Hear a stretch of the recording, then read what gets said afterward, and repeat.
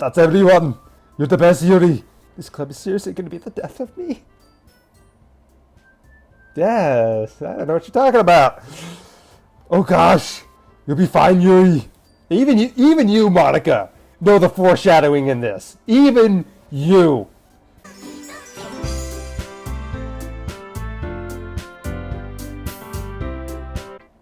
Who should I show my poem to first? Well, I always start with Sayori first, so... Ooh. Brandon, I really love your poems. I can't believe you've been hiding these from me. Oop. Oh, I've missed what he said. Sorry, I had to boop Sarah in the news. But your poems are so good. Yesterday's and this one's too. You can't tell me you haven't done this before. I mean, you're really the only one that feels that way, Sue. No way. Not even Natsuki. Well, I guess Natsuki's the least likely to admit how much she likes something. But I don't think it's that. What do you mean? Well, I guess I'll be honest about it.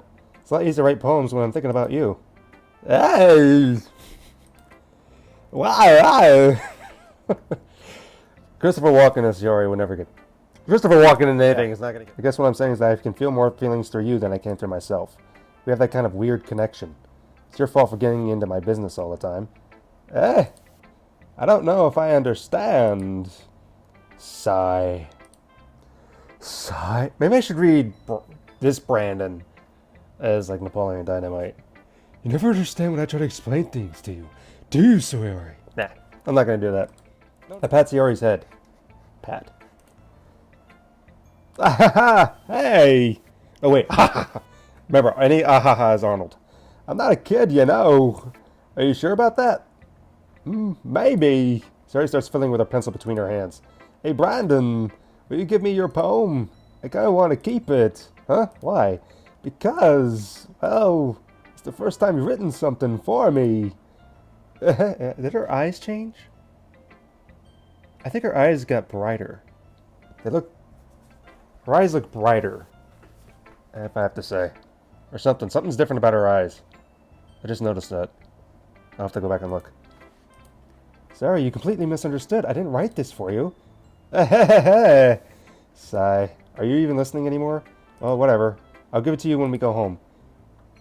Really? Sit at the desk. Anyway, I still haven't read your poem. Oh, sorry, I forgot about that. But it's not as good as yours. Geez, don't worry. I'm sure I would like it. Especially since it is time for another reading by yours truly of Christopher Walken, reading a poem. Even though this poem, technically, there is someone who's actually made a dub of this, and it's really good.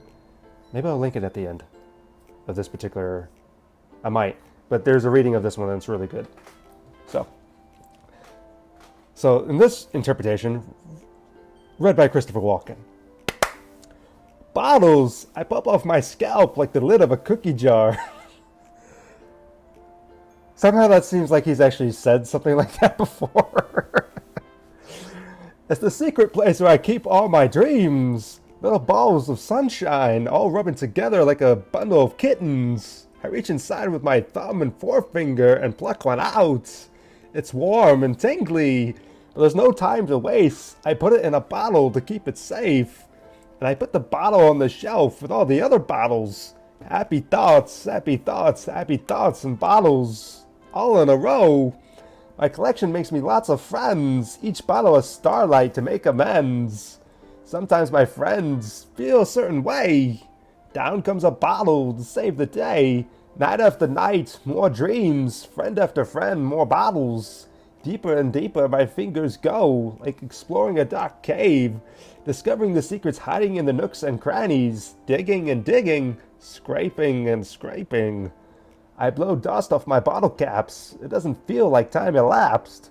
My empty shelf could use some more. My friend looks through my locked front door. Finally, all done. I open up and in come my friends. In they come in such a hurry. Do they want my bottles that much? I frantically pull them from my shelf, one after another, holding them out to each and every friend, each and every bottle. But every time I let one go, it shatters against the tile between my feet. Happy thoughts, happy thoughts, happy thoughts in shards all over the floor. They were supposed to be for my friends who aren't smiling. They're all shouting, pleading, something, but all I hear is echo, echo, echo, echo, echo. Inside my head. That's actually probably that's my favorite poem of Sayori, but maybe of the game, possibly. Holy crap. Sayori, did you really write this? Of course I did! Didn't I tell you yes I was going to write the best poem ever? Well, considering it might be my favorite in the game, yeah. Yeah, but, I mean, I didn't expect something like this coming from you. Monica taught me a whole lot, and I've been really in touch with my feelings recently. I see that. I feel like I was meant to express myself this way. It even helps me understand my own feelings a little bit better. Writing is like magic. You've got pretty passionate about this, huh? I hope you keep it up. Yeah! Writing's the best. I'm gonna keep writing until I die.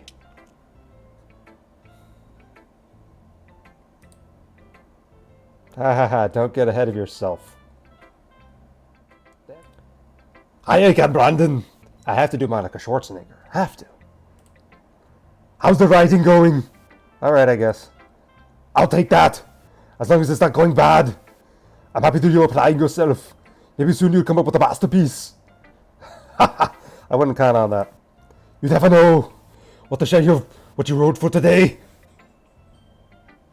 Christopher Walken and Arnold Schwarzenegger won't ever be a tiring impersonation. Sure, here you go. Give my poem to Monica. Ooh. Alright. It's pretty good. It makes me think of Sayori like the other one you wrote. You two are like the dynamic duo. Arnold Schwarzenegger as Batman. Not in a Batman movie, which we've already seen Arnold Schwarzenegger in, but actually as Batman. Imagine the possibilities. I am vengeance. I am the night. I am Batman. Hey, I mean, why not? Why not? Arnold Schwarzenegger. Voice Batman for once. Or someone do voices of Batman as Arnold Schwarzenegger. Do it. That's kind of exaggerating, isn't it? Yeah, probably. But you do spend a lot of time with her in this club, don't you? Then again, I don't blame you for being a little shy. I'm not shy, it's just... I'm just teasing. I know it takes a big time to make friends with everyone. But Yuri and Natsuki are super interesting people, so don't be afraid to give them their fair share of time. And you can talk to me every now and then too. I'm not, like, unapproachable or anything, am I? Well, you are the governor, just so you know. Oh, no, it's nothing like that. I'm just still getting used to people being here, that's all. Yeah! I'm sorry if I was putting pressure on you or something. I really didn't mean it like that. You want to read my poem now? I like the way this one turned out, so I hope you do too. Alright, let's take a look. Monica Schwarzenegger, everyone, with the poem. Save me. The colors, they won't stop. Bright, beautiful colors. Flashing, expanding, piercing. Red, green, blue. An endless cacophony of meaningless noise. The noise, it won't stop. Violent, grating waveforms. Squeaking, screeching, piercing. Sine, cosine, tangent. Like playing a chalkboard on a turntable. Like playing a vinyl on a pizza crust. An endless poem of meaningless. Lord me. Yeah, that's my actual reaction. It's even more abstract than your last one, huh? I guess it's just the way I write. I'm sorry if you don't like it. No, I never said that. No, I am saying that. It's just kind of thing I've never really seen before, I guess. It's kind of like playing with the space on paper. Choosing where and how your words can totally change the mood of the poem. It's almost like magic. The way I wrote the lines really short makes it feel like they're trying to speak over the noise. I see. It's still hard for me to tell what it's about, though. Sometimes asking what a poem is about isn't but the right question. A poem can be as abstract as physical expression of a feeling or a conversation with the reader. So putting it that way, not every poem is about something. Anyway, here's Monica's writing tip of the day. Sometimes you'll find yourself facing a difficult decision. When that happens, don't forget to save your game.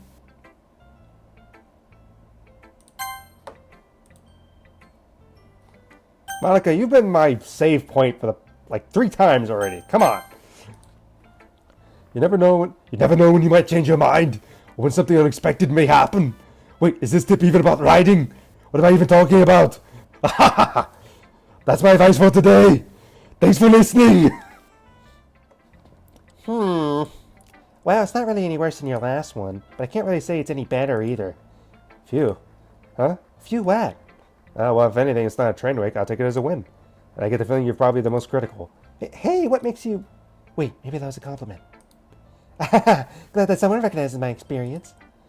Well then, keep practicing. Maybe you'll be as good as me someday. I'm supposed to show you my poem. Here. Amy Likes Spiders by Natsuki with the Natsuki voice. You know what I heard about Amy? Amy likes spiders. Ickly, wriggly, hairy, ugly spiders. That's not why I'm not friends with her. Amy has a cute singing voice. I heard her singing my favorite love song. Every time she sang the chorus, my heart would pound to the rhythm of the words. But she likes spiders. That's why I'm not friends with her. One time I hurt my leg really bad. Amy helped me up and took me to the nurse. I tried not to let her touch me. She likes spiders, so her hands are probably gross. That's why I'm not friends with her. Amy has a lot of friends. I always see her talking to people. She probably talks about spiders. What if her friends start to like spiders too? That's why I'm not friends with her. It doesn't matter if she has other hobbies. It doesn't matter if she keeps it private. It doesn't matter if no one else gets hurt. It's gross. She's gross. The world is better off without spider lovers. And I'm going to tell everyone. So something mattering here. Can't go into details, but if you know, you know. You'll see. Not bad, right? It's quite a bit longer than yesterday's. Yesterday's was way too short. I was just warming up. I hope you didn't think this was the best I could do. No, of course not. Anyway, the message is pretty straightforward in this poem. I have to explain it. Sometimes you can explain complicated issues with much simpler analogies, and it helps people realize how stupid they're being. Like anyone would agree with that subject of the poem is an ignorant jerk. What? I wrote it to be easy to relate to. Everyone has some kind of weird hobby or guilty pleasure. Sometimes that you're afraid of people find out, they make fun of you or think less of you. But that just makes people stupid. Who cares what someone likes as long as they're not hurting anyone? It makes them happy. I think people really nerdily respect others for liking weird things. Well, you're definitely right. At least I can relate to that. And I'm sure a lot of people can too. That's what I do best after all. I don't like writing unless there's a good message to take away from it. Like conveying emotions is important. But I want to make people think, not just feel. Remember that. I'm going to write a good one for tomorrow too, so look forward to it. Right. Who should I show a poem to next? Well, left is Yuri. Let's see what you've written for today. Ooh. Well done, Brandon. Your skills are already improving. Really? Thanks, Yuri. Coming from you, that means a lot. It's nothing. I'm just happy to help inspire my fellow writers. I know you're new to this. Don't worry so much if it seems like you can't get your poem to feel perfect. You don't need to be afraid to be a little more daring. Metaphors can go a long way. Don't feel like you need to work your brain like you're turning a bunch of gears. Try letting your mind wander through your feelings. And write down the things you see and hear. That's one way to truly enable your reader to see into your mind. It's a very intimate exercise. I see. That's a certainly interesting technique. Thanks for sharing. I have, an example of that if you'd like to read it. Of course. Is this the poem you wrote for today? Yuri nods and timidly hands me her poem. The Raccoon. It happened in the dead night. Oh, sorry. Yuri voice. It happened in the dead of night while I was slicing bread for a guilty snack. My attention was caught by the skittering of a raccoon outside my window. That was, I believe, the first time I noticed my strange tendencies as an unordinary human. I gave the raccoon a piece of bread, my subconscious well aware of the consequences, well aware that the raccoon that is fed will always come back for more. The enticing beauty of my cutting knife was the symptom, the bread, my hungry curiosity, the raccoon, an urge. The moon increments its phase and reflects... I have trouble reading cursive. Sorry. The moon increments its phase and reflects that much more light off the cutting of my knife. The very same light that glistens in the eyes of my raccoon friend. I slice the bread, fresh and soft. The raccoon becomes excited, or perhaps I'm merely projecting my own emotions with a newly satisfied animal. The raccoon has taken to following me. You could say that we've gotten quite used to each other. The raccoon becomes hungry more and more frequently, so my bread is always handy. Every time I brandish my cutting knife, the raccoon shows me its excitement. A rush of blood. Classic Parodian... Pavlovian conditioning? I don't know. I slice the bread, and I feed myself again. Keyword in this whole thing. I was a little more daring with this one than yesterday's. I can see that. It's a lot more metaphorical. I don't know if this is my fault, but I can't begin to imagine what this poem is about. Well, that's right. It's a bit closer to my preferred writing style, using the poem as a canvas to express vivid imagery and conveying emotions right through them. Yeah, if I take it at face value, then I can't even figure out what this is supposed to mean. Well, I think it's something that's different that people can relate to in their own way. I want to express the way it feels for me to indulge in my more unusual hobbies. It's those sorts of things I'm usually forced to keep to myself. Is this about the festival? Well, sort of. Ugh, do we have to do something for the festival? It's not like we can put together anything good in just a few days. We'll just end up embarrassing ourselves instead of getting any new members. That's a concern of mine as well. I don't really do well with last-minute preparations. Don't worry so much. We're going to keep it simple, okay? We won't need much more than a few decorations. Sayori's been working on posters, and I've designed some more pamphlets that we can give out during the event. Okay, that's great and all, but that doesn't tell us what we're actually going to be doing for the event. Ah, sorry, I thought you might have heard it already. We're going to be performing. Performing? Monica? Yeah, we're going to be having a poetry performance. Each of us is going to choose a poem to recite during the event. But the cool part is, we're also going to let everyone else come up and recite poems too. Sayori's putting out all the posters in case anyone wants to prepare ahead of time. Sayori's been coloring a poster, holds it up for us to see, but I don't get to see it. Are you kidding me, Monica? You didn't already start putting those posters up, did you? Well, I did. Do you really think it's a bad of an idea? Well, no, it's just not a bad idea, but I didn't sign up for this, you know. There is no way I'm going to be performing in front of a group of people like that. I agree with Natsuki. I could never in my life do something like that. Imagining it, Yuri shakes her head in fear. Guys! No, Sayori. I understand where they're coming from. Remember that Natsuki and Yuri have never shared their poems with anyone until just a couple days ago. It's a lot to ask for them to recite their poems out loud to a whole room full of people. I guess I kind of overlooked that. So, I'm sorry. Ooh. But I still think we should give it our best. We're the only ones responsible for the fate of this club.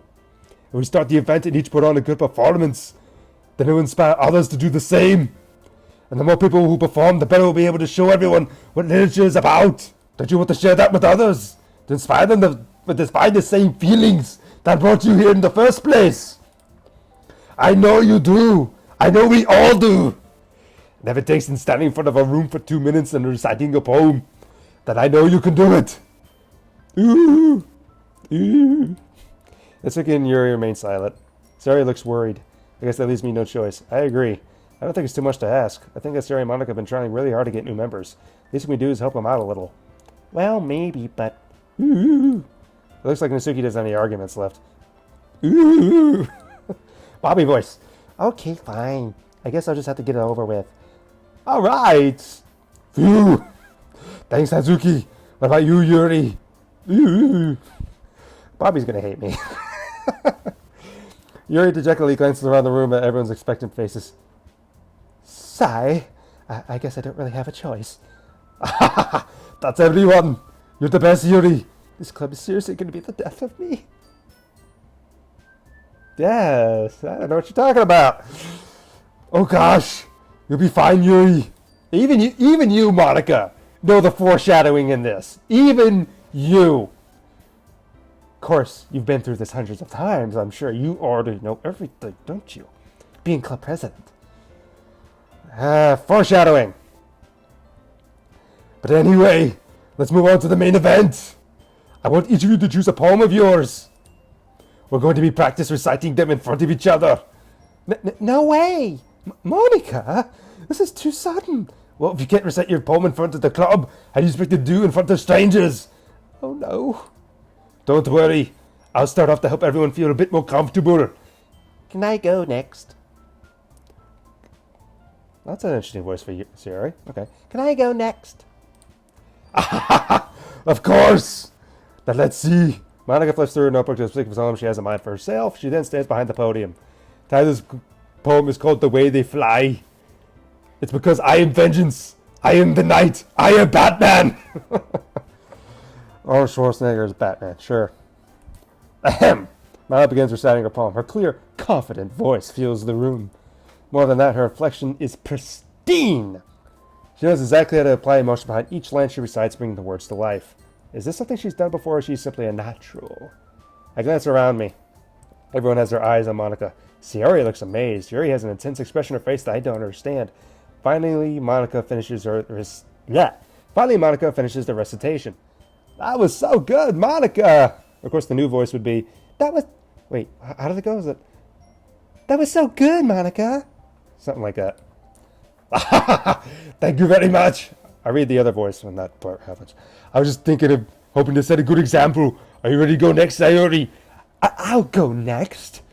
Wow, Yuri's fired up all of a sudden. Yuri clutches a sheet of paper and between her hands and stands up. Keeping her head down, she walks cloverly over to the podium. This poem is called... Yuri anxiously glances at each of us. You can do it, Yuri. Oh, you can do it, Yuri. It's called After Image of a Crimson Eye. Yuri's voice shakes as she starts to read the poem. Just a moment ago, she practically refused to do this. Why is she suddenly putting in so much effort? As Yuri gets past the first couple of lines, her voice changes. It's almost like what happens when Yuri gets absorbed into her books. Suddenly she's finished. Everyone is stunned. Yuri snaps back in reality and glances around the room as if she bewildered even herself. It's up to me to save the situation. I'm the first to start applauding. But we don't get to see what the poem is about, though. Everyone joins me afterward, and we give Yuri the recognition she deserves. It's not we didn't want to applaud her for it, but we were caught so off guard that we must have forgotten. As we applaud, Yuri holds the poem to her chest and rushes back into her seat. Yuri, that was really good. Thank you for sharing. Ooh, looks like Yuri's down for the count. Okay, I guess I'm next then. This one's called My Meadow. Sorry, I giggled. Sorry. It's a lot harder than I thought. How did you guys do it so easily? Try not to think of it like you were reciting to other people. Imagine you were reciting it to yourself like in front of a mirror or in your own head. It's your poem, so come out the best that way. I see. Okay then. Sarah begins her poem. Somehow it feels like her soft voice is made as a perfect match. I really want to read what these poems are about, though.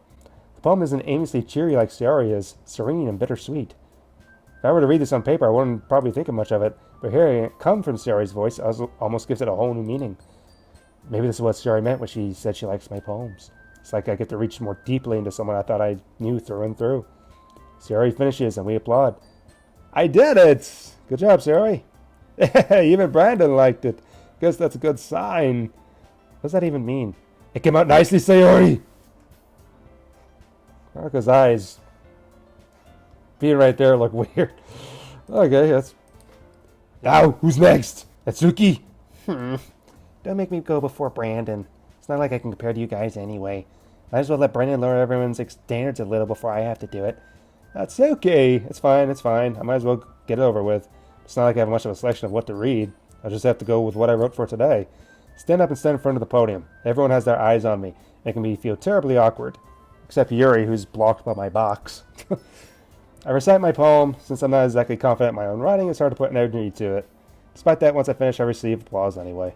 So I'm not really as good as everyone else. Don't worry about it so much. Oh, sorry, Monica. Don't worry about it so much. I think it's less about your abilities and more about your lack of confidence in your writing. That's something that will improve over time, though. Yeah, maybe. Alright then. That just leaves you, Natsuki. Yeah. I'm going. Natsuki begrudgingly gets out of her seat and makes her way to the podium. The poem is called... Why are you all looking at me? Because you're presenting!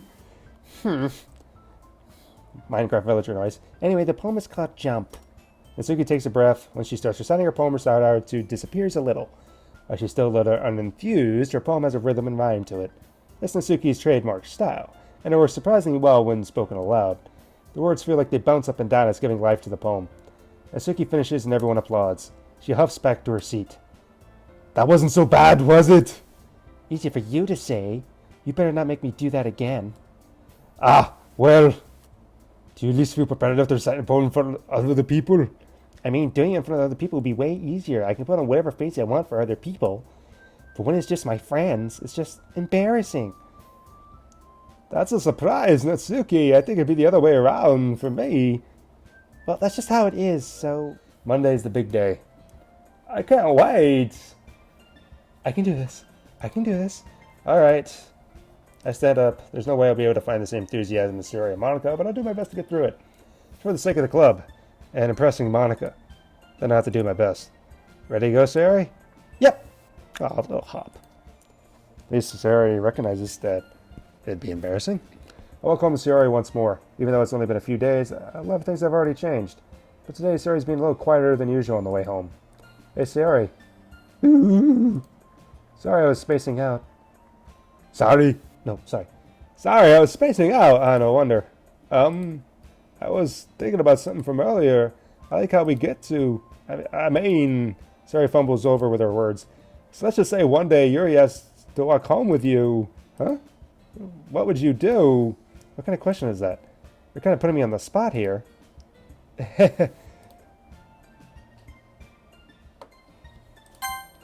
Sayori. You really think I would ditch you for Yuri? Eh? But she's so beautiful and smart. Jeez. I already see her in the club every day. Besides, you always seem really like going home together. You wouldn't just ruin that for you. You're so silly, Brandon. You think about me too much sometimes. Yuri would deserve it if she would wanted it, so... Sorry, I've already made up my mind. I really can't figure you out sometimes. Sorry. Besides, what's the point in speculating something that's never going to happen? Conversation trails off. It's kind of a weird thing for Sarah to care so much about. I want to respect her and keep her happy, too. Then again, the festival's only a few days away. Who knows what will happen at that time? What, you're going back on your word already, dude? Well, we're at the end of this episode. We're at the next poem segment, so I will see you in the next recording. Shala!